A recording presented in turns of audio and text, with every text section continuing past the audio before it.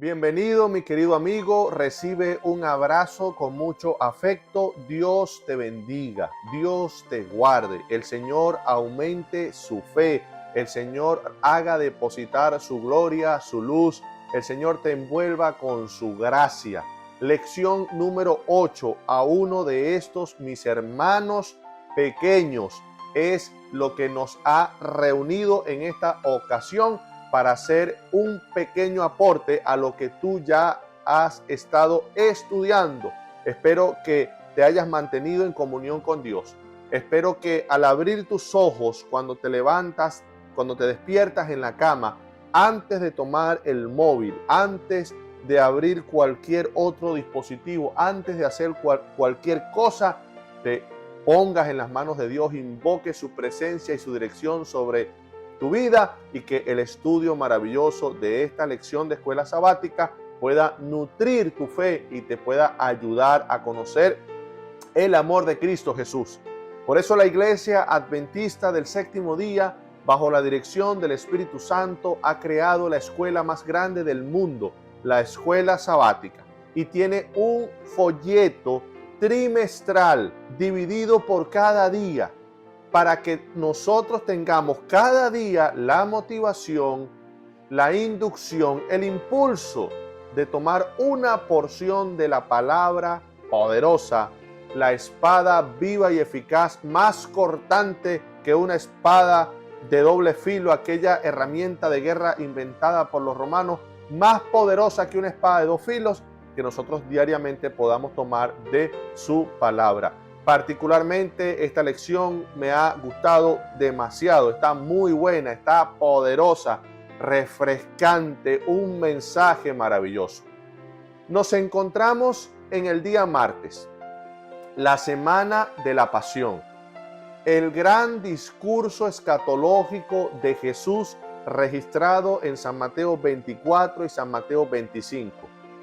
Cayendo el ocaso, ocultándose el sol, el Señor Jesús se encuentra con 3 de sus discípulos íntimos allá en la montaña del monte, en la cumbre del Monte de los Olivos, y contemplando a Jerusalén, aquel monte de Sión, rodeada por el muro, levantada en la colina donde Abraham estuvo a punto de sacrificar a Isaac, el templo de Jerusalén. Los discípulos le preguntaron a Jesús acerca de cuándo el templo sería destruido, y obviamente ellos asociaron ese acontecimiento con el fin del mundo, el fin del siglo. Cuando Jesús comienza a desarrollar el sermón escatológico, hablando de la destrucción de Jerusalén, hablando de su segunda venida, el Señor termina en San Mateo 24 diciendo: velad pues, porque no sabéis el momento en que el Hijo del Hombre habrá de venir.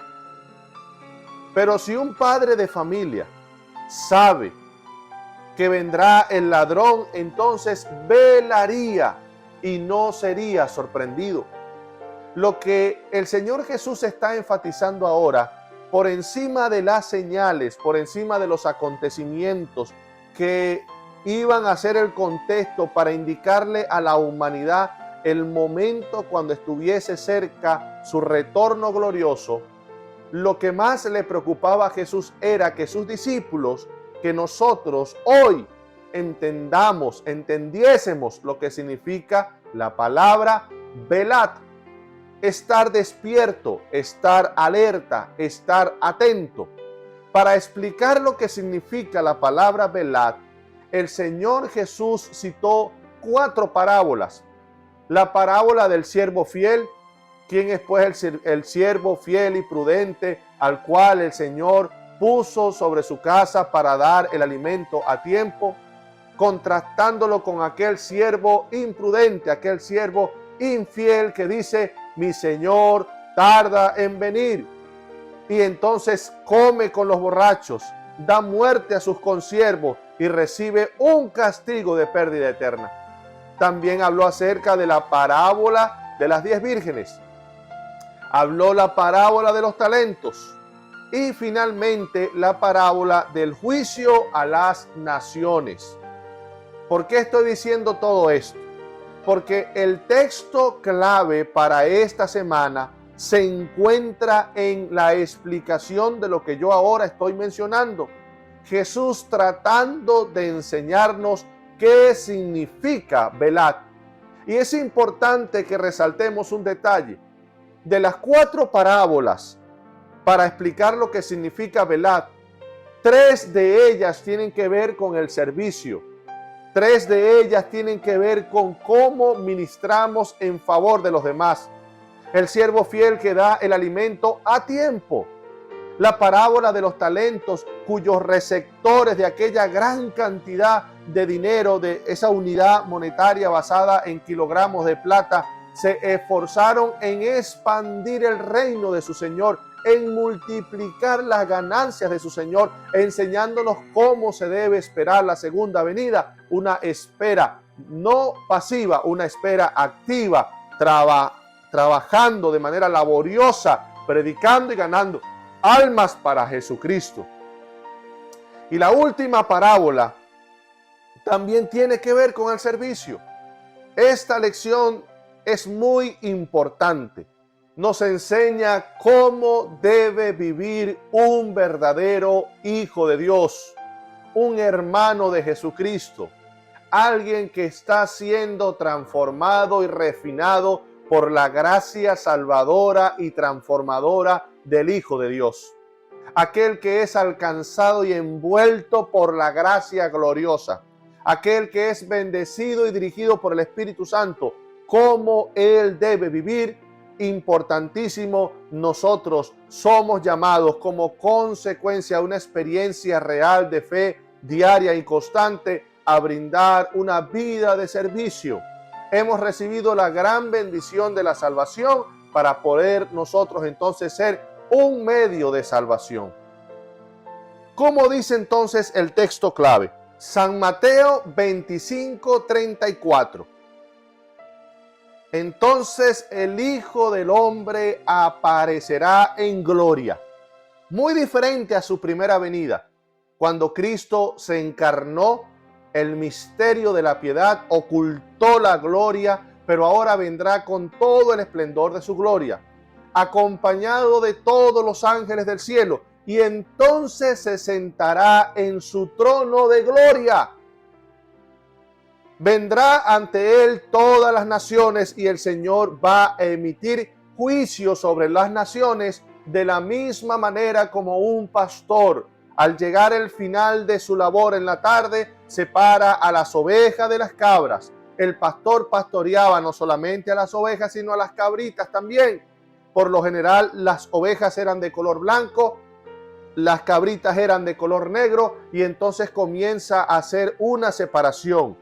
A la derecha van las ovejas, en señal de bendición, de aceptación, de virtud. Y a la izquierda van los cabritos, en indicación de rechazo, e indicación de haber perdido la bendición de Dios.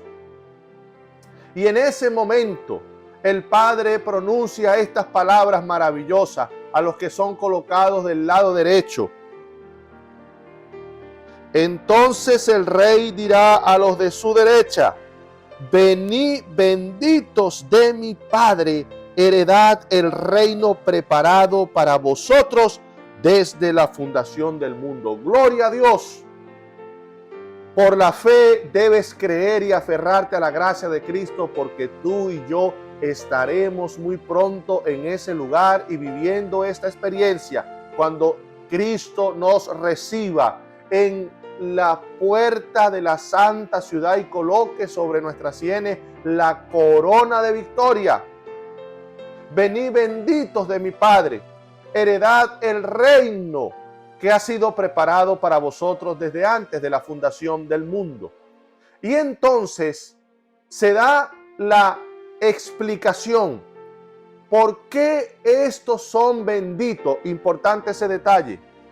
Estas personas, los redimidos, nosotros, somos benditos porque gozamos de la bendición de Jehová.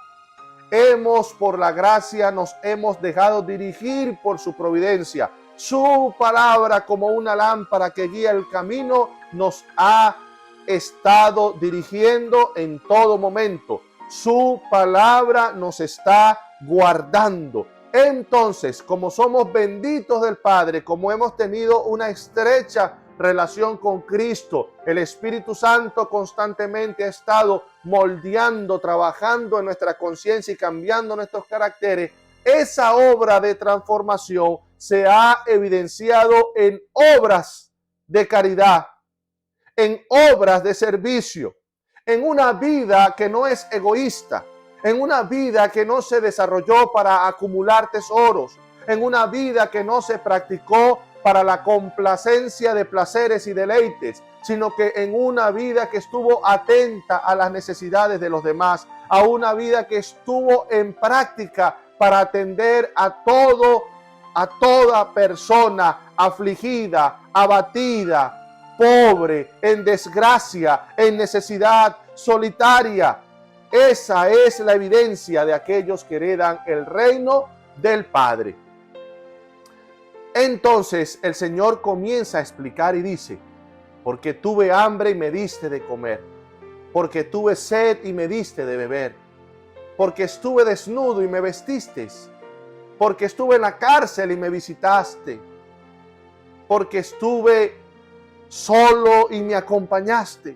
El Señor comienza a decir estas obras y hay una respuesta importantísima.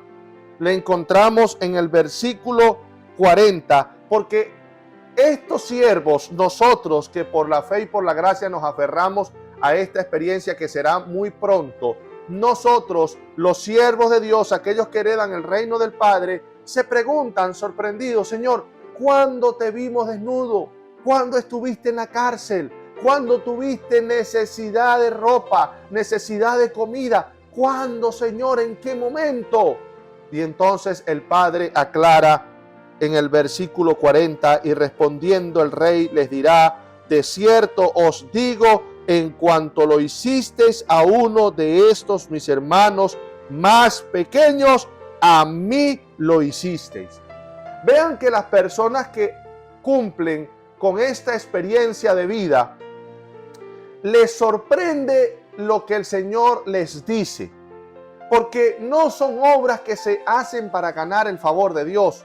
Para ellos fue una sorpresa haber alimentado a Cristo, haber dado cobija a Cristo, haber dado alimento, agua, haber visitado al Señor. Para ellos fue una sorpresa, porque no fueron obras que se hicieron para ganar la salvación, no fueron obras que se hicieron para poder heredar el reino del Padre, fueron obras espontáneas, fueron obras como resultado de una consecuencia en su relación con Cristo, por ser benditos del Padre, por la comunión íntima, la gracia regeneradora y transformadora, el amor sublime y glorioso de Dios que constantemente nos cubre, que constantemente nos protege, que está de manera fiel siempre a nuestro lado, recordándonos su amor glorioso. Y esa gracia transforma, esa gracia cambia la mente, esa gracia cambia los gustos, esa gracia cambia las prioridades. Entonces se ve una vida de servicio,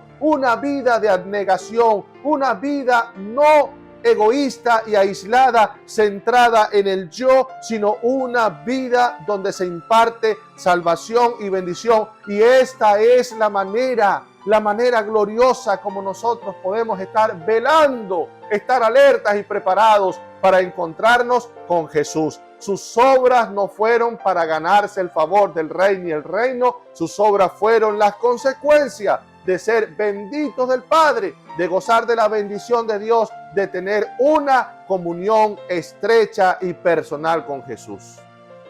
¿Y por qué esta experiencia es tan importante para nosotros?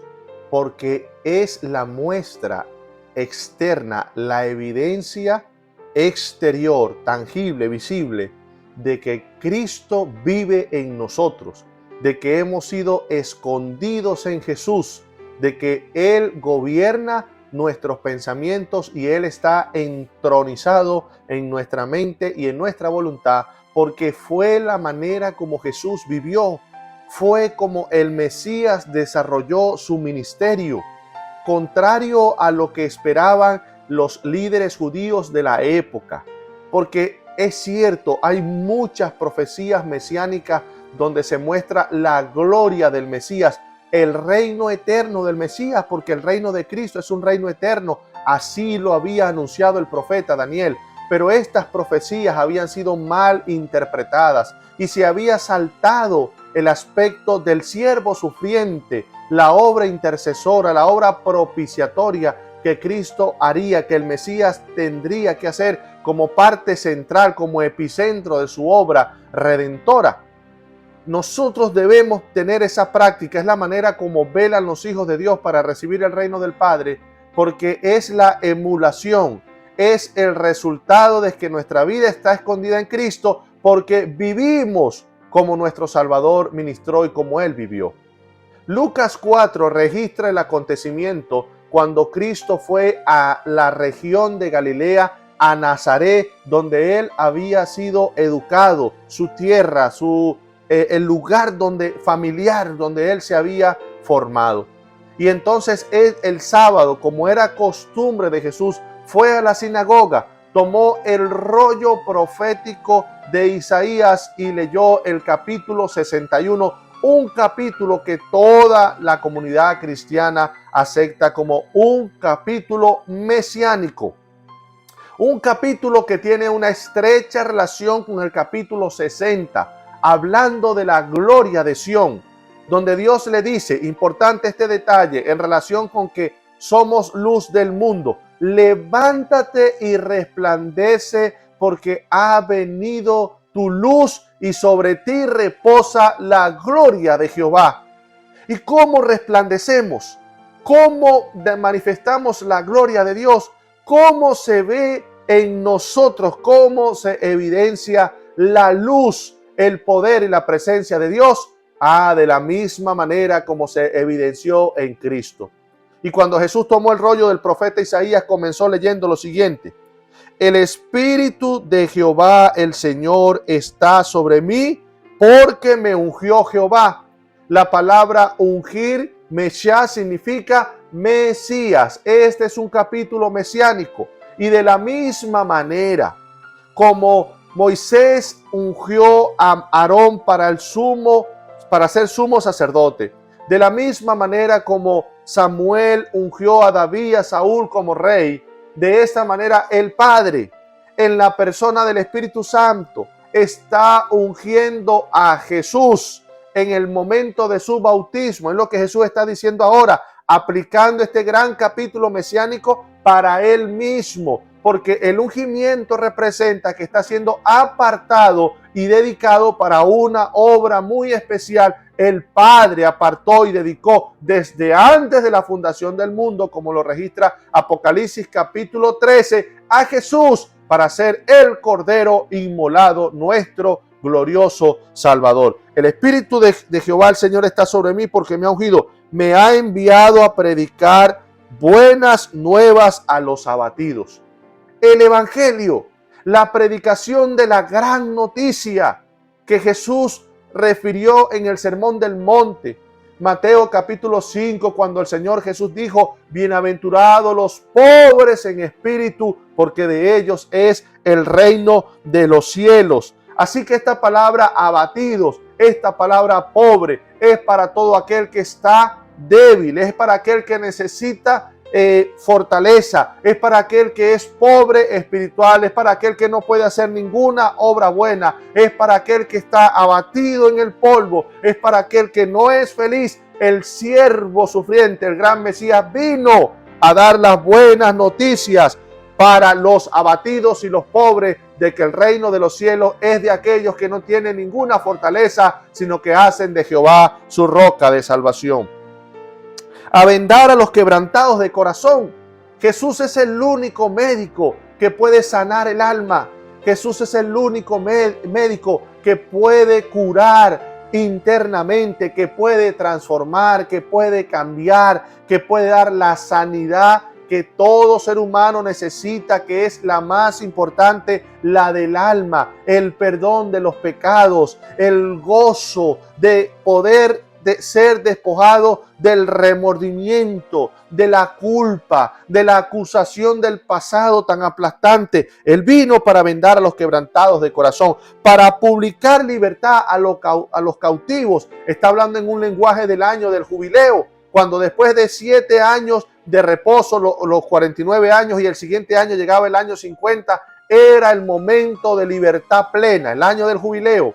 Cualquier propiedad que alguien hubiese perdido se le debía retribuir inmediatamente sin costo alguno. Cualquier esclavo quedaba en plena libertad. Cualquier terreno o propiedad debía ser devuelta a quien legítimamente es. Así que esta libertad es la libertad que Cristo trae del pecado.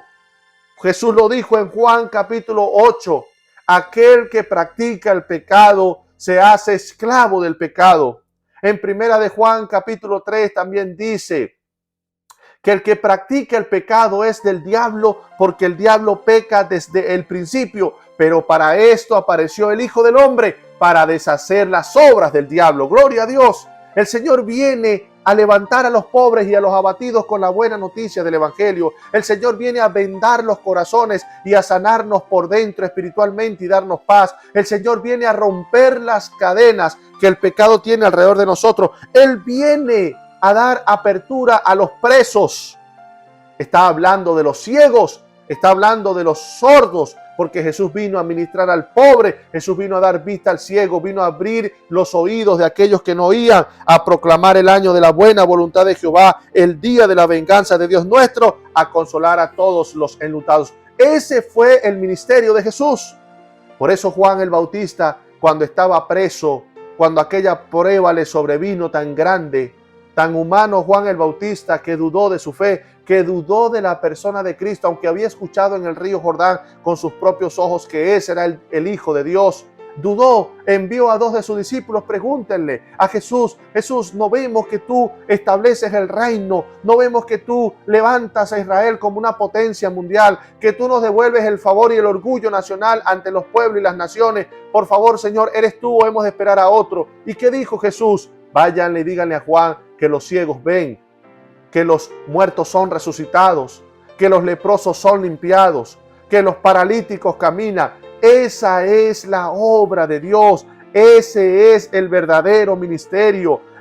La obra del Mesías, la obra del Evangelio no tiene que ver con posición, no tiene que ver con estatus, no tiene que ver con fama, con renombre, con autoridad. El Evangelio tiene que ver con que las obras del enemigo son deshechas, con que la mortandad, la tristeza, la angustia y la soledad que ha dejado por su camino el pecado viene a ser restaurado y destruido. Estas obras diabólicas se le pone fin y al pecador recibe perdón, recibe restauración, recibe transformación, recibe alimento, recibe sanidad. Esta es la verdadera obra de Dios. Y nosotros necesitamos seguir el ejemplo de Jesús. Nosotros necesitamos ministrar a los pobres, a las viudas, al huérfano. Esa es la misión, es una necesidad, es un imperativo que se nos exige a todos nosotros, porque es la evidencia de que Cristo es el Rey y la autoridad máxima de nuestras vidas. Vamos a leer Éxodo 23, 10 al 11. 6 años sembrarás tu tierra y recogerás su cosecha, mas el 7º año la dejarás libre para que coman los pobres de tu pueblo, y de lo que quedare comerán las bestias del campo. Así harás con tu viña y con tu olivar. Mis queridos hermanos, la Biblia nos llama a atender al desprotegido, a imitar el ministerio de Cristo, a vivir la verdadera experiencia del Evangelio. A Israel, allá en el monte Sinaí, cuando se instituyó el pueblo, cuando Dios reveló su voluntad, su ley y su presencia, y les dijo que era Él quien los había librado, se les enseñó lo importante que es ministrar al pobre, lo importante que es que cada 7 años la tierra debía no debía ser cosechada, no debía ser trabajada, debía reposar. Y lo que estaba en la siembra, el fruto del trabajo, debía ser dejado para atender al pobre, para atender a la viuda, al huérfano. Es una expresión de la gracia. Aquel que es transformado por la gracia se interesa por aquellos que son tan importantes para Jesús. Por eso el Señor dijo: por cuanto hiciste a uno de estos mis hermanos pequeños. Vean la intimidad, vean que son hermanos de Cristo, vean que entran en la familia celestial, son muy afectuosos para Cristo, están muy cercanos, son sus hermanos. Nosotros debemos vivir esta experiencia. Hasta el día de hoy, los judíos ortodoxos se dejan crecer una cierta longitud del cuero cabelludo, lo que es la patilla, lo llaman peyot o caireles al español, y es una referencia, es un recordatorio didáctico a que, como en el tiempo antiguo, al cosechar no se debía cosechar todo lo que se sembró, sino que una pequeña parte de la esquina del terreno había de dejarse libre para que cualquier extranjero, cualquier pobre tuviera provisión y pudiera comer. Ellos se dejan esos caireles para recordarse que deben atender al pobre, que deben atender a la viuda. Quizás usted no vive de la siembra, que usted no tiene un conuco, no tiene una hacienda, no tiene ganado, pero nosotros debemos mirar a nuestro alrededor, entender si somos con un corazón egoísta, si no ministramos en favor de los demás, clamar por la gracia de Cristo, preocuparnos por una intimidad con el Señor, para que nosotros podamos atender a los homeless, a las personas que están en la calle, al barrendero, al más pobre, al más humilde, al que está solo, al que necesita una visita en una clínica, al que necesita oración en una cárcel. Nosotros debemos ministrar a los más necesitados. Fue lo que se vio en la vida de Job. Vamos a leer ahora Job 29, 11 al 16. Recordemos que Job fue llamado un varón intachable, recto, justo. Y en el capítulo 29, Job, recuerden, necesitamos ponernos en sus zapatos. Él no sabe lo que está aconteciendo. Nosotros vemos la historia desde afuera y podemos entender desde un principio lo que ocurre, pero Job no. Él asocia todo lo que está viviendo con que ya no cuenta con el favor, ni la presencia, ni la compañía de Dios. Pero en el capítulo 29, él hace memoria. Cuando él era joven, él hace memoria de todas las bendiciones que él tenía. Dice, cuando se lavaba los pies con leche, cuando de la roca destilaba agua, hablando de provisión, hablando de abundancia, del buen testimonio que Job gozaba en su comunidad, de cómo era tan respetado, tan venerable, tan honorable. Y miren lo que dice. Versículo 11, los oídos que me oían me llamaban bienaventurado, y los ojos que me veían me daban testimonio, porque yo libraba al pobre que clamaba, y al huérfano que carecía de ayudador. La bendición del que se iba a perder venía sobre mí, y al corazón de la viuda yo le daba alegría. Me vestía de justicia, y ella me cubría con manto y diadema era mi rectitud. Yo era ojos al ciego, pies al cojo, a los menesterosos era padre, y de la causa que no entendía me informaba con diligencia. ¿Se dan cuenta? Recordando su experiencia pasada, él habla de cómo ministraba, cómo este varón justo y correcto, su vida evidenciaba que él estaba bajo la dirección, él estaba en la comunión y él estaba siendo dirigido por Dios. Atendía a la viuda, ayudaba al pobre, recogía al huérfano, ayudaba al ciego, ayudaba al cojo. Era la provisión de Jehová. Job era una vida bienaventurada, era una vida donde se ministraba constantemente las necesidades de los demás. Es la vida que nosotros necesitamos vivir, no para ganar el reino, sino como una evidencia externa de que seremos herederos del reino de los cielos por nuestra comunión con Dios. Y vamos a llegar al epílogo de esta lección, de este repaso, comparando dos personajes ricos de la Biblia. Mateo 19 habla del joven rico, quien, presenciando cómo Jesús ministraba y bendecía a los jóvenes, se acercó corriendo a Jesús. Maestro bueno, ¿qué tengo que hacer para ganar la vida eterna? Y el Señor Jesús le dice, guarda los mandamientos. Y él rápidamente comienza a decir, ¿cuáles mandamientos, Señor? Y Jesús le dice, bueno, no matarás, no cometerás adulterio, no hurtarás, no codiciarás, no dirás falso testimonio, honra, ama a tu prójimo como a ti mismo. Y él dice, todo lo he hecho desde mi juventud. Yo he cumplido con esos mandamientos. Y el Señor Jesús le dijo, si quieres hacer tesoros en el cielo, si me quieres seguir y gozar de intimidad conmigo, entonces vende todo lo que tiene y dalo a los pobres. El corazón de este joven estaba atado en los tesoros materiales de esta vida, en las riquezas, en los placeres, en la abundancia, en la dicha que proporciona este mundo. Y el Señor le está diciendo, no como una exigencia, no de una manera egoísta, como si Él necesitara de esos recursos. El Señor le está diciendo, mi querido joven, tú dices guardar la ley, tú dices amarme, pero yo te dije, debes amar al prójimo como a ti mismo. Tú me dijiste que sí, yo todo lo he guardado, pero en realidad tu gran problema es que tu Dios son las riquezas, tu tesoro está en este mundo. Así no podrás entrar en el reino de los cielos. Y la palabra de Dios dice que él se fue triste. ¿Por qué se fue triste? Porque tenía mucha riqueza. ¿Realmente amaba al prójimo como a sí mismo? ¿Realmente guardaba la ley de Dios? ¿Realmente tenía comunión con el Padre? No.